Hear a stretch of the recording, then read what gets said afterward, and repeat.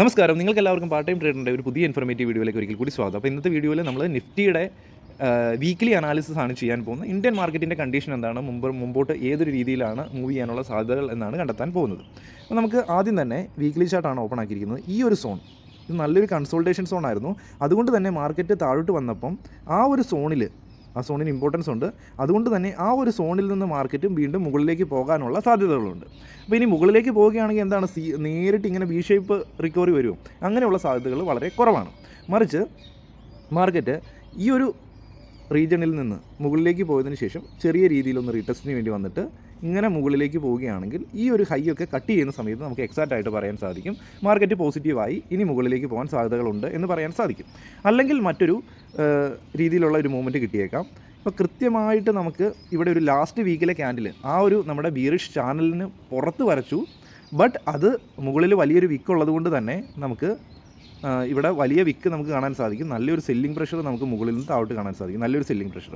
അപ്പോൾ അത് വീണ്ടും മാർക്കറ്റിനെ ഈ ഒരു ചാനലിലേക്ക് വീണ്ടും കൊണ്ടുവരാനുള്ള സാധ്യതകളുണ്ട്. അങ്ങനെ ചാനലിലേക്ക് കൊണ്ടുവരികയാണെങ്കിൽ വീണ്ടും ആ ഒരു സോണിൽ വന്നിട്ട് തിരിച്ച് മാർക്കറ്റ് മുകളിലേക്ക് പോകാനുള്ള സാധ്യതകളുണ്ട്. അപ്പോൾ എന്താണ്, ഇവിടെ ഒരു ഡബ്ല്യു പാറ്റേൺ പോലെ ഫോം ചെയ്യും.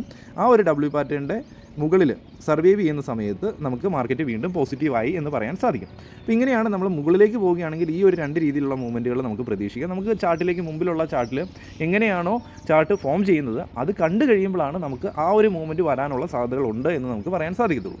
അപ്പം ഇനി നമുക്ക് ഇവിടെ ഒരു ഗ്യാപ്പ് കിടക്കുന്നുണ്ട്. നമ്മൾ കഴിഞ്ഞ 2 ആഴ്ച മുമ്പ് നമ്മൾ വീഡിയോ ചെയ്ത സമയത്ത് നമ്മൾ പറഞ്ഞിരുന്നു ഇവിടെ ഒരു ഗ്യാപ്പ് കിടക്കുന്നുണ്ട്. അപ്പോൾ ഈ ഒരു റീജിയനിലേക്ക് വരുമോ, 20,000 എന്ന റീജിയനിലേക്ക് വരുമോ? അതിനുള്ള സാധ്യതകളും ഉണ്ടായേക്കാം. അതെങ്ങനെയാണെന്ന് ചോദിച്ചു കഴിഞ്ഞാൽ ഇവിടെ 26,300 എന്ന ഹൈ ക്രിയേറ്റ് ചെയ്തതിന് ശേഷം ഇവിടെ നിന്നൊരു 2,000 പോയിൻറ്റ് സംതിങ് താഴെ വന്നിട്ടാണ് മുകളിലേക്ക് പോയത്. അപ്പോൾ എത്രയാണ്, ഇവിടെ 25,000 എന്ന റേഞ്ചിൽ നിന്ന് വീണ്ടും അവിടെ നിന്ന് താഴോട്ട് പോന്നു.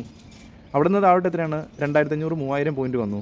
അതിനുശേഷം വീണ്ടും ഇത് മുകളിലേക്ക് പോയി. അപ്പോൾ ഇവിടെ നിന്ന് വീണ്ടും ഇപ്പോൾ 23,500 എന്ന ലെവലാണ് നിൽക്കുന്നത്. ഇവിടെ നിന്ന് ഒരു 2,000 2,500 പോയിൻറ്റ് അല്ലെങ്കിൽ 3,000 പോയിൻറ്റ് വന്നു കഴിഞ്ഞ് കഴിഞ്ഞാൽ വീണ്ടും ഈ ഒരു സോണിലേക്ക് വരാനുള്ള സാധ്യതകളുണ്ട്. അപ്പോൾ ഇങ്ങനെ വരികയാണെങ്കിൽ അവിടെ നിന്ന് വീണ്ടും മുകളിലേക്കുള്ള ഈ ഒരു മൂവ്മെൻറ്റ് എക്സ്പെക്റ്റ് ചെയ്യേണ്ടതായിട്ടുണ്ട്. അപ്പോൾ ഇങ്ങനെ 3 രീതിയിലുള്ള മൂവ്മെൻറ്റുകൾ നമുക്ക് കിട്ടാൻ സാധ്യതകളുണ്ട്.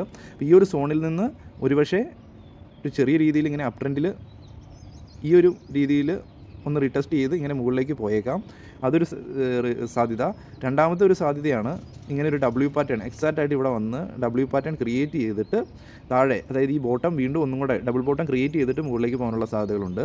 മൂന്നാമത്തത് ഇവിടെ നിന്ന് സ്ട്രോങ് ആയിട്ട് സ്പീഡിൽ താഴോട്ട് വന്ന് ഈ ഒരു 20,000 എന്ന ഗ്യാപ്പ് ഫില്ല് ചെയ്തതിന് ശേഷം മാർക്കറ്റ് മുകളിലേക്ക് പോകാനുള്ള സാധ്യതകളുണ്ട്. അപ്പോൾ അങ്ങനെയുള്ള 3 സാധ്യതകളാണ് നമുക്ക് മാർക്കറ്റിൽ മുമ്പോട്ട് കാണാൻ സാധിക്കുന്നത്. അപ്പോൾ നെക്സ്റ്റ് വീക്കിലെ ക്യാൻഡിൽ നല്ല സോളിഡ് ആയിട്ടുള്ള ഒരു ബിയറിഷ് ക്യാൻഡിലാണ് ഫോം ചെയ്യുന്നതെങ്കിൽ നമുക്ക് തീർച്ചയായിട്ടും ഒന്നുകിൽ ഈ ഒരു സപ്പോർട്ട് റീജിയൻ്റെ ഈ ഒരു ബോട്ടം വരെ പ്രതീക്ഷിക്കാം, അല്ലെങ്കിൽ അതും ബ്രേക്ക് ചെയ്ത് താഴോട്ടുള്ള മൂവ്മെൻറ്റ് നമുക്ക് പ്രതീക്ഷിക്കാൻ സാധിക്കുന്നതായിരിക്കും. അപ്പോൾ ഇത്രയാണ് എനിക്ക് പറയാനുള്ളൂ. ഇത് എൻ്റെ അനാലിസിസ് ആണ്. അപ്പോൾ നമ്മൾ ഇൻവെസ്റ്റ് ചെയ്യുന്നവരൊക്കെ ആണെങ്കിൽ മാർക്കറ്റ് താഴോട്ട് വരികയാണെങ്കിൽ ഹ്യൂജ് എമൗണ്ട് എൻട്രി എടുക്കാതെ ജസ്റ്റ് ഒന്ന് വെയിറ്റ് ചെയ്യുകയാണെങ്കിൽ ഒന്നെങ്കിൽ ഈ ഒരു ബോട്ടത്തിൽ കുറച്ച് എൻട്രി എടുക്കാം.